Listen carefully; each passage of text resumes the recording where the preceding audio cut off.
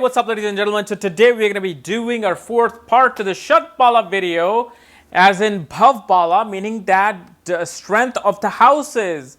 Which houses have the most strength, which houses have the least strength, which houses, bring the most amount of malefic effect, which houses bring the least amount of malefic effect, okay? So we're going to discuss that today. And yeah, I know I kind of have like the scruffy head and scruffy beard. I mean, but guess what? I did take a shower, so I smell good because I had a lot of sex and then I had to take a shower because otherwise I would have smelled like sex. So I don't want to smell like that on the video, right? So, bhav Bala. What is bhav Bala? Well, bhav Bala is a way to determine if a certain planet is sitting in a very strong position or a very weak position, in a very positive position or in a very dangerous position. So what I'm going to show you is I'm going to show you a bunch of charts, and I'm going to name those charts, and I'm going to tell you why these houses are more important than the other. So my very first chart will be the most important houses down to the least most important. Okay, but then I'll have some crazy analogy at the end, some secret analogy. Secret. Okay, no, I'm not drunk. Come on, man. I'm not going to drink at, Friday at like 4 p.m. So, the first house that you see are these yellow plates. In a Vedic astrological chart, these four inner plates, which is the first house, as you see, first house, fourth house, seventh house, and the 10th house, are known as Kendra houses. Like, in India, they say Kendra Sarkar, meaning that pillar of a country. Government is a pillar of a country. So these houses are pillar of your life. But you've heard that many times. What does it actually mean? What does it mean by pillar? Why are they so pillar of my life? Well, because the first house, it represents your physical body. You, yourself, your vitality, your ego, your personality, but more so your health and body. If you don't have this, how are you going to deal with anything else? If you don't exist as a physical body, how are you going to deal with anything else? Okay, in this physical plane. Okay, yes, we are conscious beings and we're infinity, but we're trapped in these 12 boxes in this dimension. Okay, so first house becomes that pillar, because without health, you don't have any wealth, you don't have anything. Then comes that 10th house. 10th house is what? Your status, your reputation, your career. If you do not have a reputation, if you do not have a career, how are you going to pay for your health?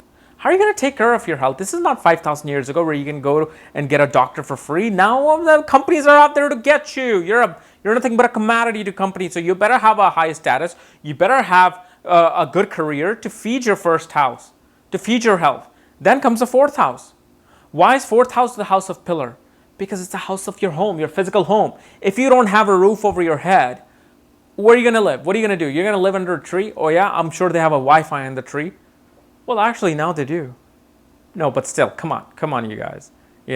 Fourth house is that pillar because it's your physical home. It's your mother's nourishment. Without mother's nourishment, a person is half dead. Fourth house is the house of your conveniency, like your car, your air conditioner, your fridge. If you don't have these things, man, life will be a hell to live in. Okay? That's why fourth house is the pillar house. Then why is the seventh house is a pillar? Seventh house is a house of your spouse, legal partnership, dealing with other people. If you don't deal with other people, how are you going to go out and get things or get the things that you need? If you don't have a spouse, how are you going to have a family to sustain your legacy, your first house? Because seventh house is directly opposite your first house. So first house is you, okay, your legacy. Seventh house sustains that. So when you get married, when you have children, when you have a nice spouse that supports you and not like divorces you in 2 years and, gets all your money. This is why seventh house becomes more important. If you have a good seventh house, then you will not be able to go through all these things that 50% of the population does, is losing their wealth through spouse.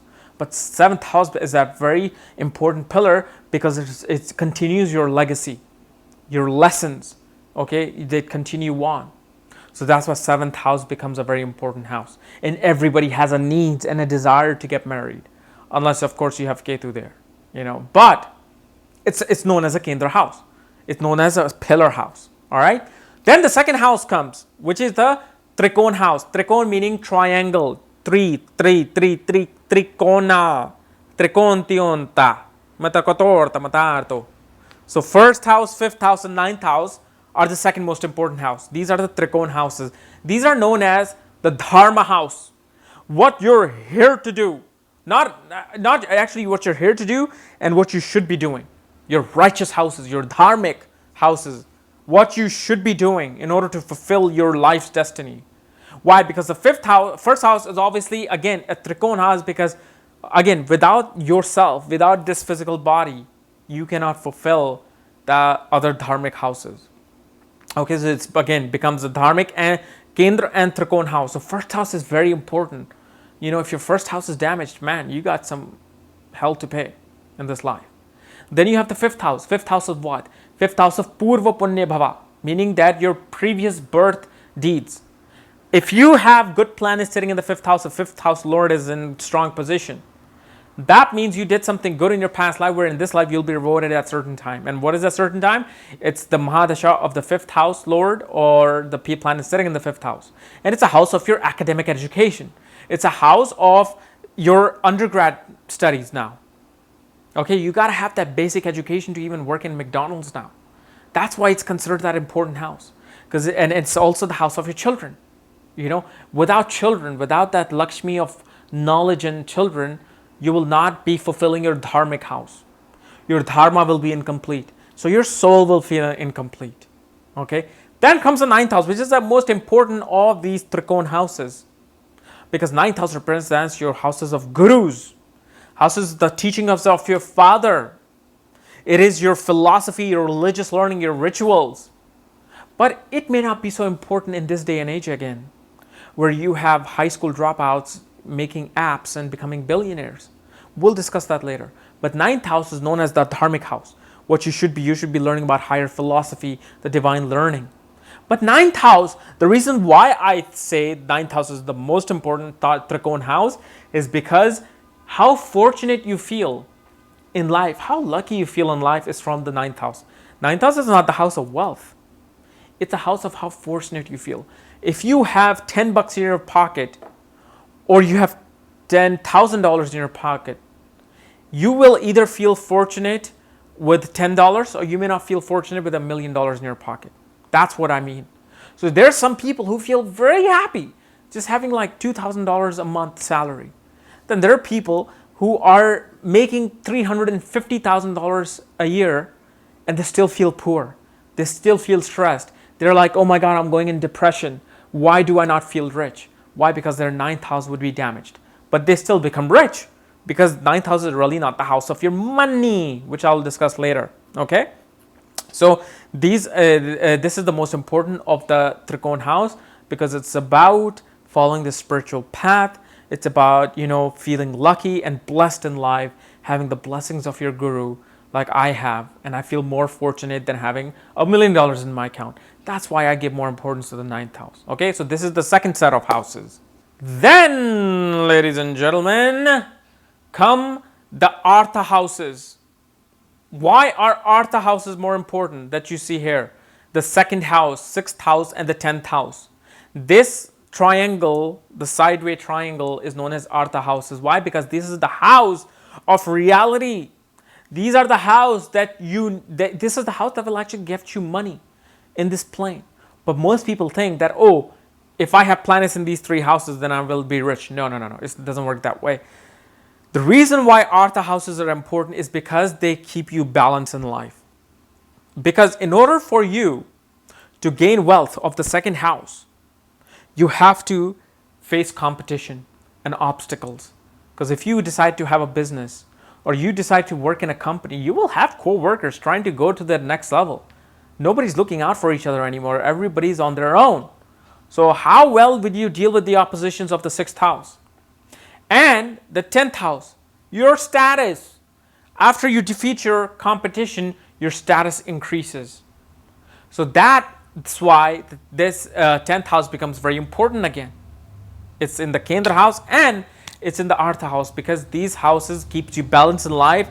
If something comes in front of you, you're able to battle them. You're able to sustain yourself and climb up that ladder. Okay? Then comes the Upachaya houses. What is the Upachaya houses? Upachaya houses are the houses that grow better with time. If you have a planet in Upachaya house, the third house and the sixth house, the 10th house and the 11th house, meaning that in early childhood you would hate these houses because they're out there to teach you lessons, harsh lessons. But as they grow with time, you'll be like, you know what? I am glad I went through that poverty in life because now I know how to fight the reality. I'm street smart. Upachaya houses makes a person street smart. Why? Because the third house is a house of a willpower, house of your how much power you put in, how much will do you have to to succeed in your goals. This is why it's 12th to the fourth house. It's an inconveniency in your life. Third house is when you have to go out and fight, man. So this is why it becomes that important house, but it's that mild malefic house. Sixth house, again, house of competition, facing obstacles and beating your competition, beating diseases, fighting off the diseases and saying, no, my body is strong, my will is strong, my ego is strong, and my spirit is strong. And then comes the 10th house again, the status. Three places where 10th house becomes important. Because without status, without career, you can't do anything. Unless, of course, you inherit money or something. But most people don't. That's why 10th house becomes the very strongest pillar of all. And plus, it's the house where the sun is at during noontime, meaning that it's that sky right above your head. So planets there shine bright. All planets do well, including Rahu and Ketu, especially if they're in a Raj Yoga. If Ketu's in a Raj Yoga in a 10th house, he'll give excellent results. But if he's not, then he'll give you trouble, Ketu. But all other planets do very well in 10th house because they're bright. Everybody's looking at them. So your star shines. And the 11th house is a house of your gains. It's a house of fulfillment of your desires. It's the house of gaining of the status because it's second from the 10th house. So 11th house is a gain of status. So the more you gain of your status, so from administrator all the way to the executive position is really different because your salary is different, man. So you can feed all the other houses, your Kendra and your Upachaya houses. So Upachaya houses and malefics do well here not because malefics become better in Upachaya houses. No, malefics don't do better in Upachaya houses. Malefics simply become neutralized. Then their malefic effect is subdued in Upachaya houses. That's why they say it's better to have malefic planets in Upachaya houses than benefic. But benefic in Upachaya houses, especially the sixth house, will always suffer, no matter what. But a malefic planets are Rahu, Ketu, Mars, and Saturn, and Sun, will do a lot better, including Mercury. Mercury is also a malefic planet. You got to understand that. Mercury is very smart. He'll become benefic with a benefic planet, malefic with a malefic planet. But if Mercury is in the Upachaya houses, he's acting malefic. But not malefic in a way you think. He just makes you very cunning and clever. So it's good in these day and age. Okay. Then the next houses you see are these downwards triangle. These are the houses of your desires. These are the things that you desire in life. Third house is the house of your skills and hobbies, your artistic talent. Everybody wants to be creative. Everybody wants to be that singer, that actor, that musician. It's a house of your hobbies. What you really love doing is the third house. It's a house of that's your natural skills that God has given you. Seventh house is a desire for union, for sex, for women, for men. You always are looking to impress that opposite sex. So the seventh house becomes a house of desire. Then the 11th house is the house of your gains. Hey man, everybody wants more money. Everybody wants more gain. Everybody wants more friends. Everybody wants more network circle. So 11th house becomes that house of desire, of gains and hopes and wishes. I want to get a boat. I want to get a Ferrari. I want to get a supermodel.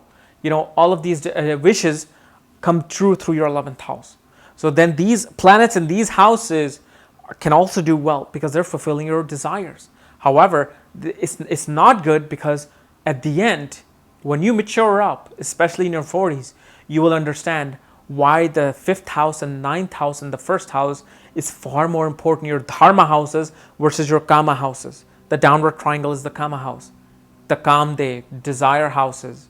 And desires don't last. That's an illusion. What lasts is your soul's need. Is your dharma to fulfill your destiny. Okay? Then, ladies and gentlemen, last but not least, you have, not last but not least, these are the second last but not least, you have marka houses. 2nd house, 7th house, and 8th house. They are known as the marka houses, as in death inflicting houses. Now, they don't necessarily going to bring death to you in their Mahadasha period. No. These houses simply means that they will affect your health, but they will bring responsibility upon you, man. That's why they're known as marka houses. They kill you from within. Second house, house of not just wealth, but your family, dealing with family legacy, family lineage, your brother, sister, mom, dad, wife, everybody comes in there. So what second house does is puts this pressure upon you, responsibility of them. So you are like holding it.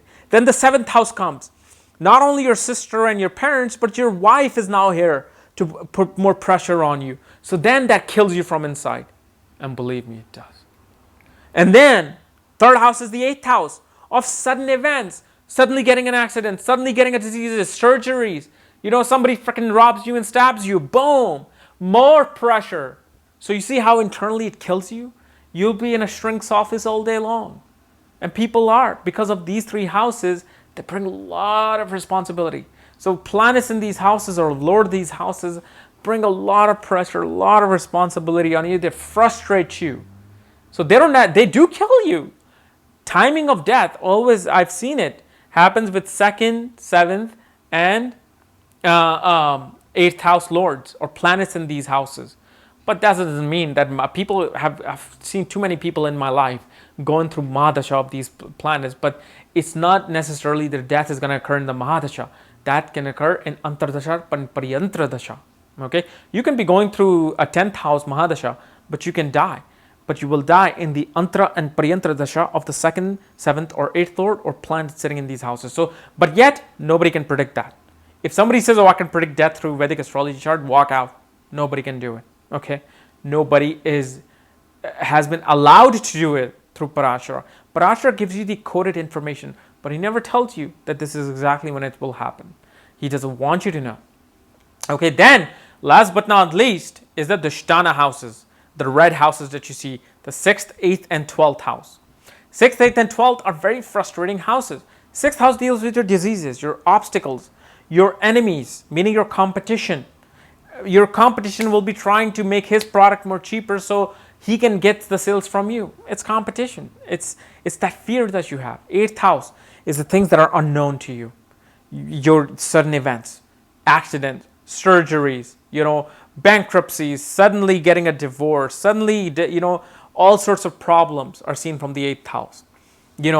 Getting something through occult knowledge, somebody dealing with ghosts and stuff, seen from the 8th house. Then the 12th house, it's a house of loss, it's a house of expenses. Because then sometimes in life you spend a lot of money, you are forced to spend a lot of money. So then you feel frustrated because of that. So 12th house becomes a malefic house. But now think about it. Are 6th, 8th, and 12th really malefic houses? Especially in 2013? 6th house, if your 6th house lord is strong, your enemies cannot get to you. You will win all court cases. Okay? You will win all competition. You will be able to defeat your competition in business. So, and 6th house gives you the fighting ability. Okay? Fighting ability to deal with diseases. A doctor makes so much money. But a 6th house is very important in order for you to become a doctor, dealing with diseases. Are you going to be a healer or are you going to be taking that disease on? It's 16 from the 6th house. Then 12th house. 12th house is actually now I consider 12th house as a very mild malefic. Why? Because 12th house is now also known as a house of working for multinational companies. Why? Because now world has become a global village.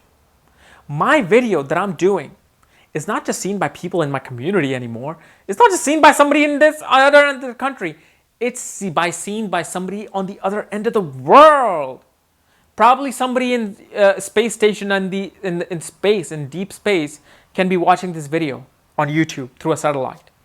So you see 12th house bring foreign things together now. So it's no longer about losses or spirituality, because 12th house is also known as a house of jail, isolation, and hospital. This is why it's known as a malefic house. Okay, but not everybody, not out of 7 billion people, only like 30 million of the population is in jail all over the world. But all the rest of them who have the 12th house, they travel to foreign lands. They have fun in foreign land. They go to spiritual monasteries. You go work for Google. You come from India and work for Google, for Sun Microsystem, for Facebook, Twitter. They need programmers now. So 12th house is very important now. So 12th house is no longer malefic house unless you see a debilitated planet there. If you see a really malefic effect on the 12th house, then yeah, there's a danger of going to jail or being in a hospital for some illness. But 12th house is no longer the malefic house. Same thing with the 8th house. You think 8th house is a very malefic house because it's all about sudden ups and downs, and it's a house of these surgeries and accidents and whatnot. But guess what? 8th house is also about transformation and revolution. So if your 8th house is strong, if there's a Raj Yoga occurring in the 8th house, if there's a Dhan Yoga, a wealth yoga, a combination of wealth is happening in the 8th house, that means you can get money through inheritance, money through lottery. You can become a revolutionary figure. You can revolutionize your industry, like turn it upside down, and you'll be seen as the next Steve Jobs of your industry, or the next Mahatma Gandhi, or the next, God knows what. So 8th house is also a very important house. So you can become this revolutionary legend. Legends are born with the 8th house. Legends are not born with the 10th house. Legends are born with the 8th house. Your regular Joes are born with the 10th house. Like, sure, there's so many celebrities, but then there's only one Amitabh Bachchan. There are many politicians, but then there's only one Abraham Lincoln or one Bill Clinton. Okay? There's all sorts of things you can say. There's all of these spiritual gurus, all of these Vedic astrologers out there, including me, but there's only one K.N. Rao. So you see how people are able to revolutionize their industries through 8th house. So 8th house then kind of becomes positive in a way, but you have to really look at it. Yet it is the most malefic. You will suffer accident. You will go through ups and downs. So you have to study that. But now let me show you a chart. You see this chart, I've put first house, second house, third house, so you know which box represents what house in astrology. But then you see these awkward places of 1, 2, 3, 4 that I put in. Why? This is going from 1 being the most important and the most positive to number 12 being the least important and the most malefic house out there. So like I put the 1 in the first house. Why is 1 the most positive house out of all the houses? Because 1 is your physical self, your health. If you don't have your wealth, you don't have wealth. You don't have anything. You can't accomplish anything if you don't have your physical body intact. Okay? Then you have the 10th house as a career. 10th house is number 2 position. Why is it 10th house becoming the second most important house now? Career is everything now. Your status, your reputation is everything now.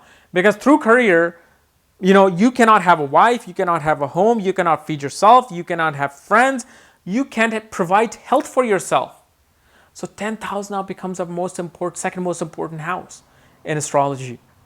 So like you see, this 1, 2, 3 somewhere else, 4 somewhere else. These are how chronologically ordered as from most important to the least most important, the most benefic to the least most benefic house. All right. So guys, this is my analysis of bhav, bal, and Shad Bala concept. This is not to determine your final result. This is just one of the 6 or 7 part video that I will make to determine is your planet doing well in the houses or bad in houses. Okay, so if you are new to my channel, stick around and subscribe below because I'll be making the other parts of these videos. And if you want to know which house your planets are sitting in Kendra house or Dushtana house or Upachaya house, check out the link below and check out my books there, Astrology at the Speed of Light and Conjunctions at the Speed of Light. And when you get these 2 books, I will send you the link to look at your own chart. Just make sure you follow the directions below. Otherwise, we'll see you tomorrow with some other video or on Monday with Ketu in Capricorn. Bye-bye.